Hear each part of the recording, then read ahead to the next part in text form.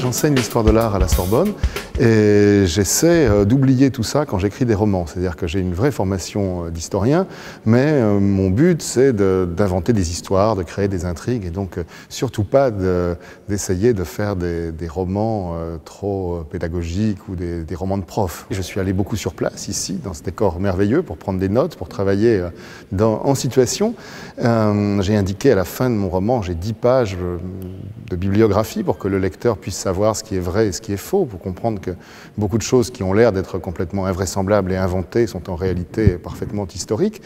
Et puis j'oublie tout ça, je referme tous ces livres pour inventer une histoire et pour créer le mystère auquel va être confrontée mon héroïne Pénélope. Et c'est ça qui compte pour moi, et donc les livres restent à l'arrière-plan à ce moment-là. Quand commence le roman, Pénélope, qui est fraîchement arrivée comme conservatrice à Versailles, apprend qu'on a découvert un cadavre dans le bassin de la Tonne, au centre des perspectives du parc, et apprend aussi que la même matinée, on a trouvé dans les petits appartements de Marie-Antoinette, qui avaient été fermés à clé la veille, un meuble qui ne s'y trouvait pas quand le gardien a fermé tout cela.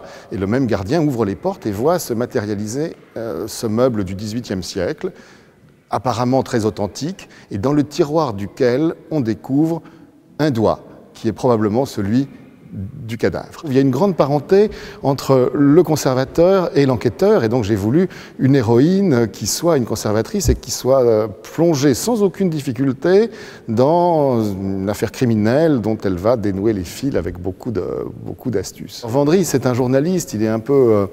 il a un petit côté tape à l'œil. C'est souvent lui qui pointe l'élément, il a un regard extérieur, il voit ce qui va être le petit détail troublant. Je ne pense pas du tout écrire des thrillers, c'est-à-dire que ce sont des romans avec un mystère historique, mais qui sont beaucoup plus proches de ce que moi j'aime lire. Ces arrière-cabinets, ces petits escaliers, ces passages qui permettent d'arriver tout de suite sur les toits. C'est tellement un château à double fond, tellement le château des apparences, des faux-semblants, du décor et de l'envers du décor, qu'il appelle le roman policier et l'énigme. Bon, il y a une partie de reconstitution, de restitution, et puis il y a aussi des endroits complètement authentiques, intouchés, ou qui sont tels qu'ils étaient au XVIIIe siècle. Donc il y a vraiment ce mélange, et j'aimerais que le visiteur, le lecteur de ce roman, visiteur de Versailles, ait un regard critique. Versailles est aujourd'hui dans une évolution magnifique, et puis il se produit aussi des événements que Pénélope, mon héroïne, désapprouve ou désapprouverait.